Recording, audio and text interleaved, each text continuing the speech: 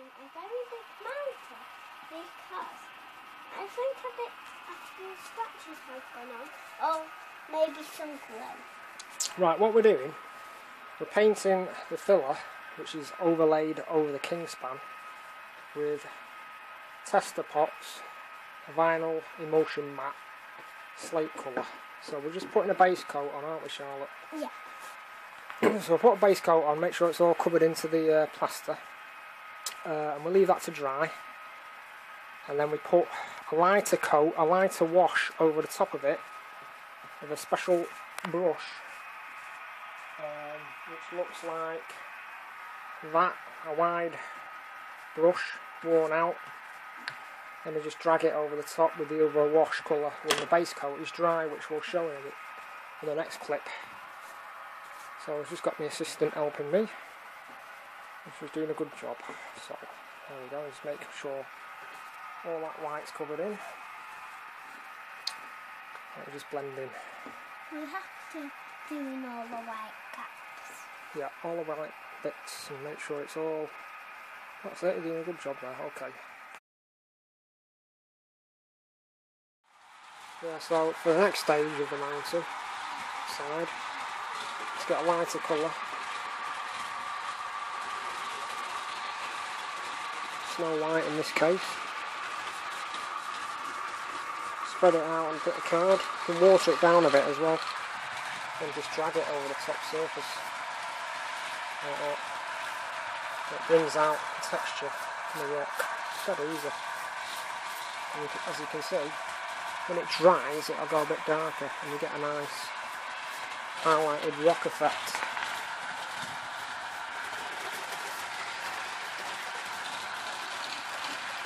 Very simple and cost-effective way of doing it.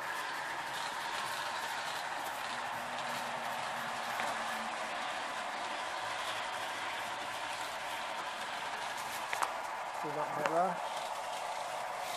Only needs a very small amount of paint to do it. A really small amount, and as you can see, that's pretty good.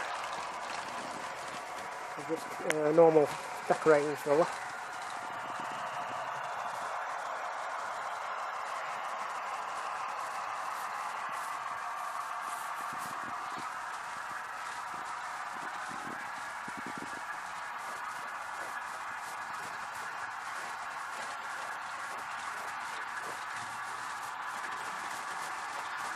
That's how we do it.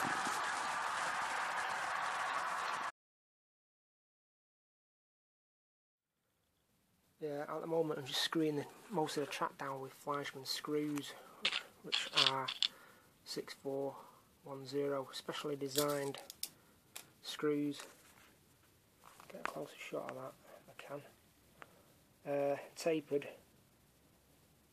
The reason I use screws rather than pins is you can adjust the flexibility and tension load on the track over certain areas of baseboard, and it holds it in much better, and you can adjust the amount of tension where it's connected up, etc. And it's easy enough to pull out, you just unscrew them. But the slotted top screw, you can't really see it on that, but you can use them over and over again. But they're fantastic to fix the track down really solidly to the baseboard, and to do that I use a screwdriver like that with a swivel top, which is very important. So you can put the swivel top inside the palm of your hand. Without one of these screwdrivers, it is really difficult to put them in to hardwood, chipboard, loft flooring, which I'm using on my layout.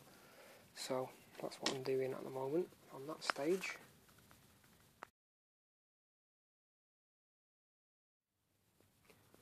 Yeah, so I'm just adding the last piece, flexible track, and all the track's been pinned down now. But what I was saying about flexible track, I cut out the slots on the underside. You can see that. cut the plastic out like that, and then you can put the tension loaded fish plates in. The normal way is just to put the standard fish plates in on the flexible track. That's what they recommend, but I do it that way. Cut out the plastic slots, the Stanley blade, knife, a decent knife as well, you need a heavy duty one. And then you get maximum electricity passing through the track work. I think it works better like that. I've never had any problems with Flexi Track doing that. So I'm going to link that up to, here we go, that goes there. You can just flex it around. That's it, that will complete the 4th inner loop. 2 pieces of Flexi Track, and that's just in the middle. I've already sized it up and it's going to fit perfect that, so yeah. And that's where we're up to at that stage. Yeah, so I've done all the track testing with the smaller temperamental engine, which is this one, which is fine. Everything works out perfect now. Tightened up all the loose dodgy joints, and I've got a large mallet clasp coming through here now, and it's made and running on the inner main line, goods line.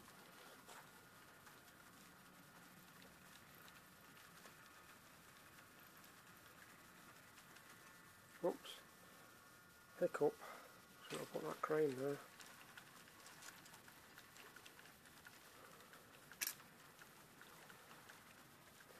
Yeah, so everything's looking quite nice and smooth. Bit of a difference from the narrow gauge now, having something like this running around the centre line.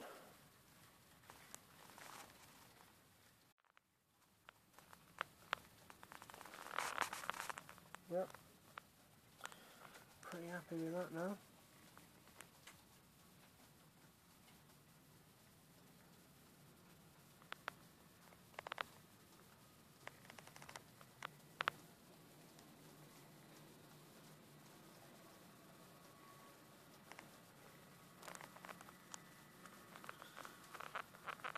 Screw down the rest of the flexible track on the far side, and then probably start on the Scenics next, putting all the buffer stops on, and well, I've put some buffer stops on already actually around there, and then it's going to be wiring up all the points of the digital decoders and doing the yard lighting, put the crane back in. Yeah, so what I've decided to do with the mountain is make it, the whole rest of it, look more rocky. Try and make the rock look more realistic and highlight it more, and plus stripped all the trees off it and added static grass. I'm just adding static grass in certain areas. Slightly thinned down the PVA, 10% or 10 to 15% with water, and then just dab it on with a brush out of a container. Just pour it out onto the areas and then dab it out where you want it to go. Stick the earth feed in like so, and I'm using the static knock machine, which I highly recommend, because you can add, for doing areas like that, you can add on the smaller nozzle with the smaller set of holes, and that works great. So I'm going to highlight all these old areas, because this was my first attempt at doing Scenics, because I've not done it for such a long time. You know, when I first built this mountain, the technology had moved on enormously, and I didn't know what static grass was when I first started it, and made a bit of a mess of it. As you can see there, it just looked a mess, all the foliage. I remember I was just sprinkling static grass on glue. Didn't realise you needed a machine for it. I was wondering why it weren't, you know, looked so rubbish. But yeah, so it's coming along okay. Everything's a mess at the moment. That's where the holding yard is for the ballast tampering machine. I'm going to put a fuel, probably need one of those fuel line stations into that area, and then the goods yard is going to be there, container yard, as I've shown before. Cranes there, but that's only temporary at the moment, it's not fixed in properly, got to take that out again. Holding yard there for diesel engines and trucks, because this crane can access those out of reach areas. And it comes along, still got loads of scenics to do. I'll leave the big crane there, give me a load of gravel yard, an area there for holding trucks, and I've got a big warehouse there. Got the platform system which I've made out of balsa wood that goes through the structure, and it's going to be lit up, that, and trucks obviously docking into that, but I've decided to make that into a field, and that was a truck parking area before, so that's going to put static grass on that and do something with it, not sure exactly yet. Put a couple of bumps in it and try and make it a bit not as flat as what it looks. And yeah, it's coming along slowly but surely. Got 3 lines there, and then the diesel yard is opened up a bit wider now, so because I did have a line running up here, it looked a bit daft actually. I took that away.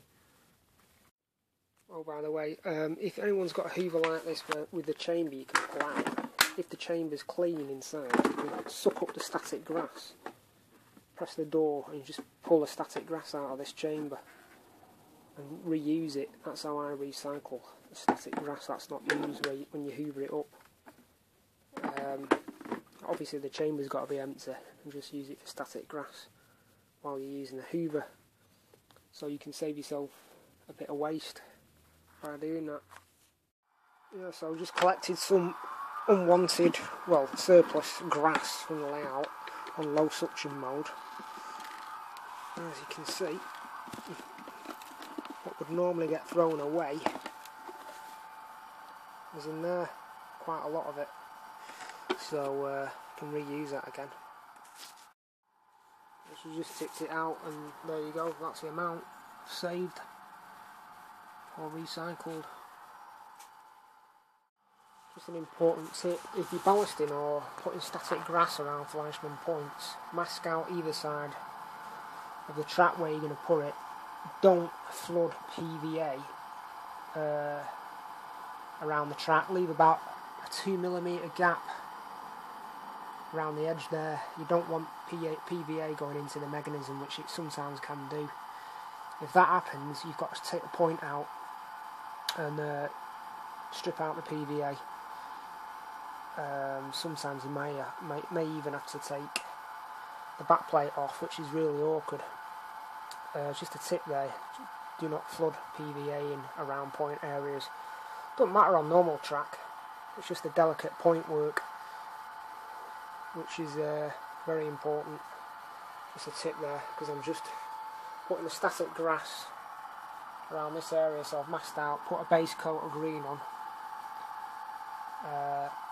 and that's what I'm going to do. I'll just put some static grass over the top. I've stick down static grass, and it looks more fluffier, and I've just done a lot of areas on the mountain. It looks quite different now. I'm going to be putting more trees and bushes and all sorts on it, but yeah, I thought it looks yeah, it looks okay. What else was I going to say? Yeah, I've recycled, because I like recycling stuff as much as possible. Recycled all the old, where I've took track up, I've just stuck bit offcuts that I've kept from the past, just to make a general patchwork of grass around any areas I want to do again. And basically I'm going to put static grass over the top of that so you won't see it. The thing is, it's been good because I've been busy at work. I've had plenty of time to think, because when you do something like this, changing a layout, etc., it does hundreds and hundreds of ideas go through your head, and to have a think about it every night, it's made it a lot more enjoyable. So I'm not rushing anything, I'm just taking my time, having a think and a rethink and a shuffle And doing that, I've got it just exactly how I want it now, and I'm happy with everything the way it is. So that's just a tip. If you're doing it, don't rush into it. Take your time, have a think. Up to now, this has took me about 3 weeks, which would normally take me about a week to complete, but because I've had a lot of work on, it's impossible to do it. I can only do about an hour on this each night. So anyway, just a quick tip on static grass as well, which I picked up from David Howarth, who has many ideas, and he's a fantastic guy, fantastic modeller. If you've got a chance, check his channel out. Probably most people have anyway, because he's well known. But one tip he mentioned is to put your earth lead on your rail. I wasn't too sure about doing that at first, in case it caused any confliction with me sound chips, because I have got about 3,000 quid's worth of sound chips on the actual system, and I was like, but they're all protected, and they've got circuit backup protection and breakers and all sorts built in. So yeah, this putting it on the earth, if you've got the system live as it is powered up, put that earth cable on either rail, and it works just as well as putting a nail into the glue. And I've done all this, and it works fine. It causes a static reaction, and there's no problem switching it on. So yeah, that's another tip which I've been trying out. With the Knock static device, I like it because you don't get any static electric shocks off this. I've not had one, and I've used it for quite a long time now. So it is a lot of money for what it is, but it really is good, because this small nozzle with the different filters, because you get different filters with it as well, is fantastic for doing areas like that. Small areas, it's well worth the money. So another tip.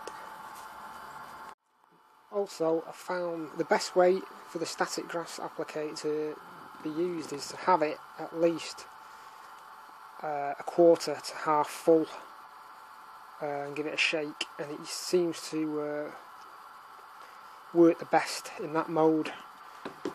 Also, when you finish using the small applicator with whatever mesh you're using on the inside, I'm using 4 to 6mm grass mixed together, so I'm using the bigger mesh, so it comes out easier. Good idea is to, when you've used a small one, take the small one off and just wave it over the area you've just applicated it on. Switch it on, and it tends to rise the grass up and bring it. It seems to, make it more static and rise around. That sounds daft, but I'm trying to see if I can get a view of it.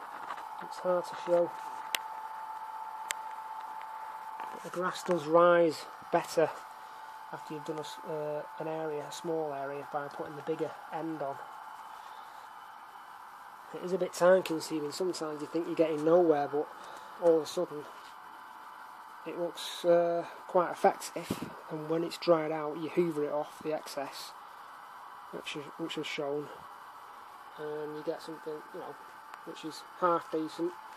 And what I'm going to do with this, I'm going to add 10mm grass in certain areas on this as well, like after this is dried, which it has done. So that's another tip. You can go over it again and again by putting PVA over the top in certain areas wherever you want it to look thicker.